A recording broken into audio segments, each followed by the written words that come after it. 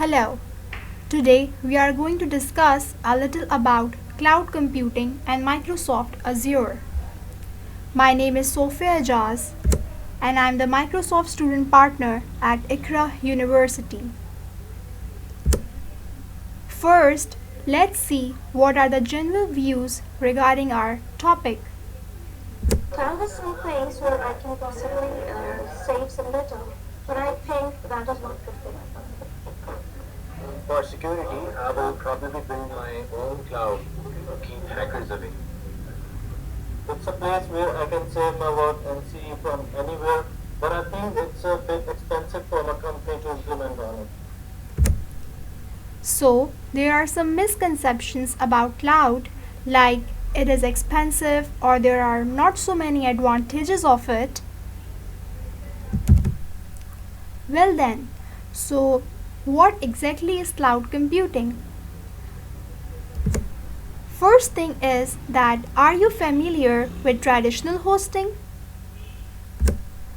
Well, hosting service providers host multiple websites on a single machine or server. Like you have a website, now you want others to open that website from their computer anywhere in the world, then you need to host it. Basically, you are not purchasing your own server. Here, you are kind of renting the server provided by the service provider.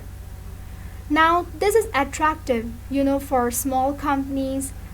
The famous hosting service providing companies are GoDaddy, DreamHost, Bluehost, HostGator. Now, what if you're not a small company? You're a big one, just like an e-commerce website. Now the number of users visiting your website is quite dynamic and you will have to prepare for the peak number of users or else it will cause bad user experience. Even if you do not opt for the shared server and buy your own dedicated servers, here you will face the problem of cost. Like you will have to buy the hardware, pay salary for the maintainers, taking care of the electricity, for example air conditioning to keep your servers cool, and there are other maintenance costs also, for example repairing, upgrading or renting a room for the servers while growing. Now with cloud, you have got a massive server which is split into many virtual servers. Here each server has its own resources, operating system and software applications. Cloud is scalable and on demand. You just have to pay as much as you utilize, not more, not less. You can customize your options, like whenever there is a need, you can scale up for the resources like RAM or CPU processing power, and whenever you do not want, then you can scale down the resources according to your needs. Let's take an example of a car. When you are traveling to some other city or country for a business meeting for a week, now you will not buy the car, instead you will just rent a taxi. Wherever you travel, you will just pay for as much as you have traveled in that taxi. You need to know this too, that there are multiple cloud service providers in the market where they will be offering different choices in cloud computing architecture. So let us now see the choices in cloud computing architecture. There are 3 of them. We will try to understand it with an example. Let's say of a car. Now if you want to rent a car with the basic things simply, then it's IaaS. That is just the infrastructure as a service. The service provider will provide you with the hardware and you will build the platform and software yourself. If you want it, let's say with all the equipments, for example air conditioner and many other controls too, then that's PaaS, platform as a service.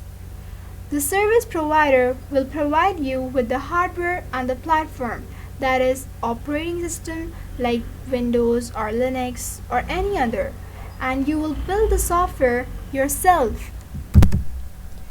if you also want to take the driver so that you don't need to drive also, then that would be SaaS, software as a service, having all the software as well as perform our necessary work only, just like sitting in a rented car.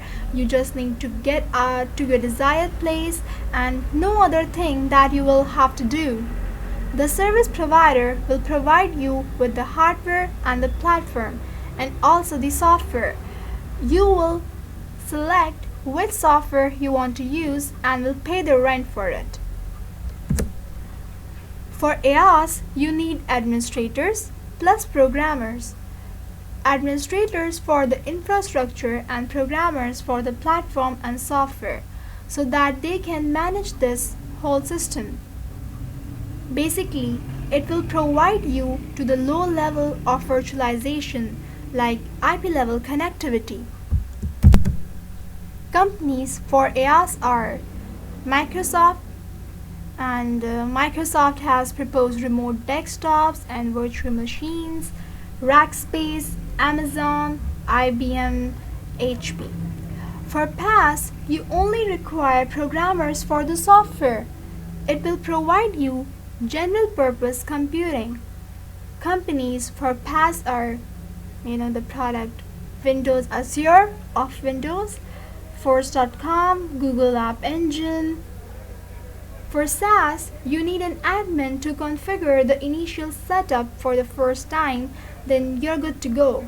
Just make an account and use the software. Companies for SaaS are Microsoft's product Microsoft Dynamics CRM, Microsoft Business Productivity Online Suite, Salesforce, Google Apps.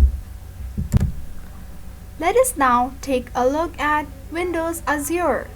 Windows Azure is Microsoft's cloud computing platform. In this, a complete lifecycle of your application is managed.